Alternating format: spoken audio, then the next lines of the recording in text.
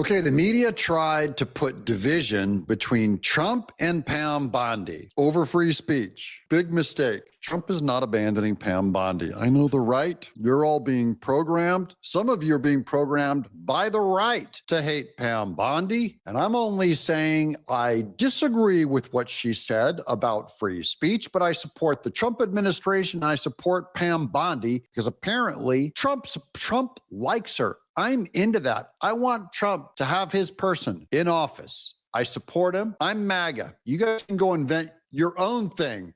If you want to disagree with Trump, that Pam Bondi should not be AG. So let's get into this. Here's Trump with a masterwork on how you treat the media. This is so good. And what do you make Pam Bondi saying she's going to go after hate speech? Is that, I mean, a lot of your allies say hate speech is free speech. She'll probably go after people like you because you treat me so unfairly. It's hate. You have a lot of hate in your heart. Maybe they'll come after ABC. Well, ABC paid me $16 million recently for a form of hate speech, right? Your company paid me $16 million for a form of hate speech. Your company paid Trump for hate speech. I love this. Stick it right back in that journalist's face. Put it right back on him. This is correct. You don't put on the powdered wig. You don't put on the judge robe. Get out the gavel. Oh, it's back. And, with your, fill your snuff box. Oh, gentlemen, yes. With the Constitution. Oh, yes. The Marquess of Queensberry rules. Yes. No. Cut off your gloves. Make a fist. Proverbially punch him in the face. That's what Trump is doing here. Giving him a beating for even asking a question. I don't care how reasonable it is. Trump is onto them. He goes, oh, they're trying to divide my administration. They're trying to undermine Pam Bondi's work. They're trying to distract from my accomplishments this week. They're trying to distract from mourning Charlie Kirk and building and supercharging the Republican Party. And half of the right are falling down that hole going, forget this Charlie Kirk stuff. We're already done with that. It's been 24 hours. Quick, jump on Pam Bondi. Divide, MAGA, divide, attack. He's got right. Some of your influencers got you guys attacking the Trump administration. Man, my side, we do not know strategy or tactics. You can't read the room after Charlie Kirk. It's all hands on deck. Point the spears outside of the tent. Quit pointing them inside. You're poking everyone. Maybe they'll have to go after you. And what do you make Pam Bondi? Okay, that's the Trump thing. Now, like I predicted, first of all, what Pam Bondi said is dumb. Never think that because I'm defending Pam Bondi keeping her job and supporting MAGA, that I'm saying we should be really expanding hate speech laws. Of course not. By the way, this is my other thing that I hate. You know what? I don't like people that just want to sound smart. Whole lot of people on the right just want to sound smart. So when Pam Bondi goes, we're going to prosecute hate speech, boom. Everybody on the right goes, we don't prosecute hate speech. I told you this girl should be fired. That's the fake right. And then everyone's going like, when the Constitution and Tocqueville and when Hamilton, in the Federalist paper, number 47, said, y'all die for your right to say whatever you want. I get it. You're smart. Good job, Constitution guys. You're a real William F. Buckley. Congratulations. You fell for it, you dummy. You don't know where we're at in the lay of the land. So I already knew what you said was something dumb. I didn't have to go in and give my credentials to make myself sound smart. I said she knew she said something dumb within about 15 minutes. And lo and behold, someone gives her the phone call, Pam Bondi, we're not going to prosecute hate speech. That's what the left did. When the guy wouldn't make the cake for the two gay guys that wanted to get married, they said that was performing hate speech and he was prosecuted and he had to do whatever. And she's going, you have to print the Charlie Kirk poster to some leftist Marxist that ran a copying shop, and they did not want to print a Charlie Kirk poster. She goes, we're going to go in and we're going to fine you for hate speech. No, Pam, I'm shocked. Her being our DOJ that she fell for that one. However, I think she emotionally was embodying what Trump believes. I think she's a populist. And you know what? Populists, I've said this before, we don't make great constitutionalists. We went the constitutional way, and Charlie Kirk got shot. We went the constitutional way, and they took a mugshot of Trump, made up, changed laws, bent the Constitution, did not care, tore up the Constitution and went after Trump, okay? We followed their rules, and they put your kids in masks and claimed it was science. So I'm not saying that we're post-Constitution. I'm saying don't come in and run the rules now when the rules have been thrown out. Look, the Democrats are going to expand the Supreme Court to 15 people, okay, as soon as they can. They're going to impeach Trump if they win the next election. That is the truth. That's the true battle. That's why when they go after Pam Bondi, I circle the wagons. I go, you know what? I think she's kind of lovely. I think she's kind of, oh, you want her fired? No, I kind of dig her. I kind of want to expand her job. And lo and behold, Pam Bondi changed her mind about the dumb hate speech claim. Here's Harmeet Dillon, also in the Trump administration, back helping throwing Pam Bondi a life preserver here. Bondi clarifies, hate speech won't be prosecuted.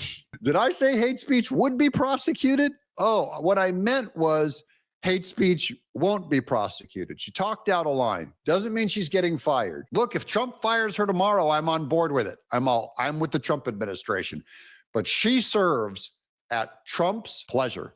And if Trump keeps her, she's good. I think she's too emotional. I think she's emotionally hearing what America wants, which is they really want to jump on hate speech. And then she made a mistake in misapplying the law. You know, that's the problem we have. That is the problem we have. It hurts when we have to walk by our own principles.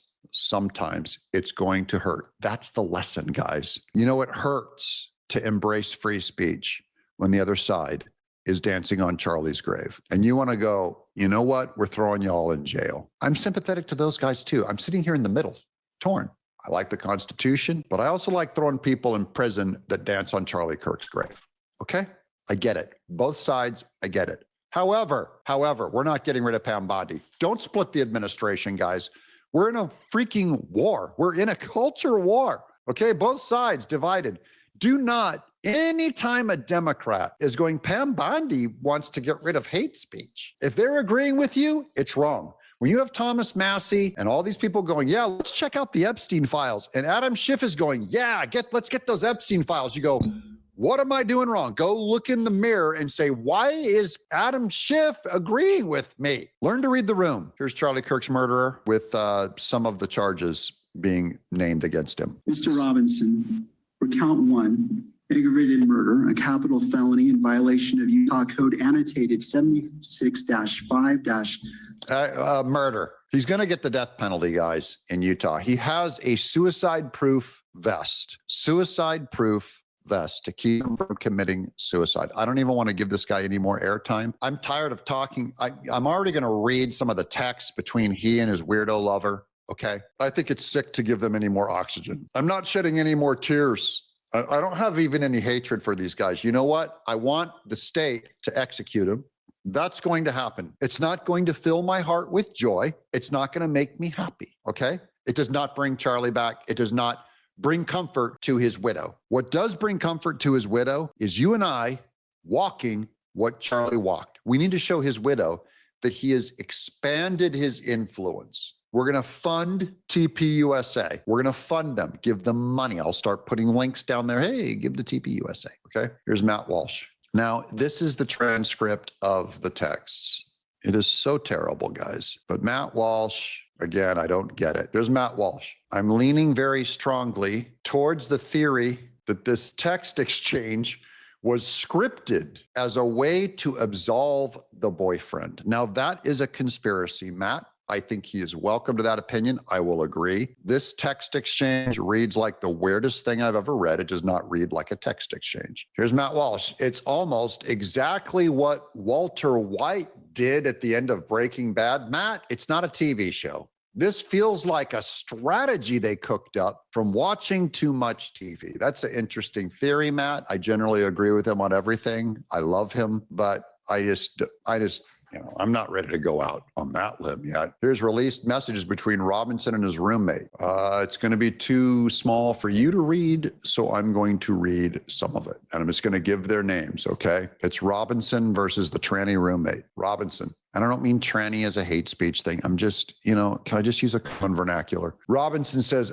this is a text that he sent to the trans lover. I'm still okay, my love, but I'm stuck in Orem for a little while longer yet. Shouldn't be long until I can come back home, but I got to grab my rifle still. To be honest, I had hoped to keep this secret till I died of old age. I'm sorry to involve you. Okay. And then the roommate says, you weren't the one who did it, right? And then Robinson says, I am. I'm sorry. And the roommate says, I thought they caught the person. Now, as I read this, again, this is me speculating, playing Scooby-Doo. All made up. This is pure speculation. I have to tell you that. It sounds to me like these two gentlemen had a conversation in another place. I don't know if it's real life or what, but they said, look, we need to create a text exchange where the roommate is absolved of blame. You have to act like you didn't know. So you're not part of this. So you're protected, right? And then they conduct this whole exchange. Now, Matt Walsh says it sounds like someone fictionally wrote this, like at the FBI or something, which is a conspiracy. I don't trust that happened. I do think it sounds like this is a little bit, this is just a very weird conversation, a little orchestrated, a little too convenient. He says, I'm sorry. And the roommate says, I thought they caught the person. No, they grabbed some crazy old dude, then interrogated someone in similar clothing. I had planned to grab my rifle from my drop point shortly after, but most of that side of town got locked down. It's quiet, almost quiet enough to get out, but there's one vehicle lingering. The roommate says, why? Why did I do it? The roommate says, yeah. He goes, oh, I had enough of this, of his hatred. Some hate can't be negotiated out. If I'm able to grab my rifle unseen, I will have left no evidence. Going to attempt to retrieve it again. Hopefully they have moved on. I haven't seen anything about them finding it. So, I don't know. Is it real or not? Is it my place to say this isn't real? Not yet, it's not. And if Kash Patel says it's real or Dan Bongino says it's real, it's real. And meanwhile, the right-wing conspiracies are going to go nuts and they're going to divide MAGA. Could have been a beautiful moment united around Charlie Kirk saying, you know what? We're not going to take this anymore and stay focused on the enemy, which is the Democrat Party. We're going to be arguing over this now. So we're divided over Pam Bondi free speech, and we're going to play Scooby-Doo Epstein files on who wrote this. Candace Owens is probably going to say it's the Jews, okay? I'm just taking a wild guess. Here's ABC just gushing over the love letter. This is disgusting. We have seen an alleged murder with such specific text messages about the alleged murder weapon, where it was hidden, how it was placed, what was on it, but also it was very touching in a way that I think many of us. It was touching in many ways. You weirdo. The exchange was touching. Maybe where you're from. Here's Megyn Kelly. I like her. She's a little more sober. I listen to the presser and feel empty inside. The motive was suspected, so now what? Now Erica Kirk knows exactly why they stole her husband, her kid's father, why Charlie will never get to walk their daughter down the aisle, never have a catch with his son. The shooter will likely die by firing squad one day, and it won't bring Charlie back. All we've learned now is the incredibly empty, shallow reasons why someone shot another man. Guys, there was never going to be an explanation that makes sense. There was never going to be a motive where you go, of course, that's why. Do you know why? Because evil is immaterial. You can't find the reason for it in cause and effect in the particles. Evil can just snap and go nuts on someone.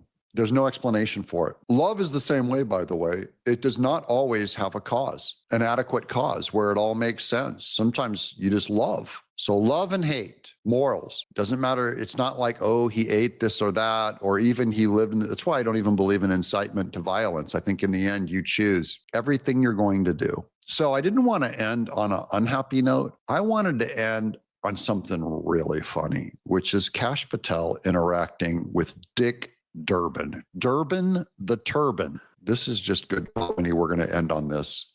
To the Quad Club people who watch all 4 videos, I can't thank you enough for hanging with me and supporting me. I dig you guys. You guys make this job not a job. You make it a lot of fun. All right, watch this. Stating there is no incriminating client list.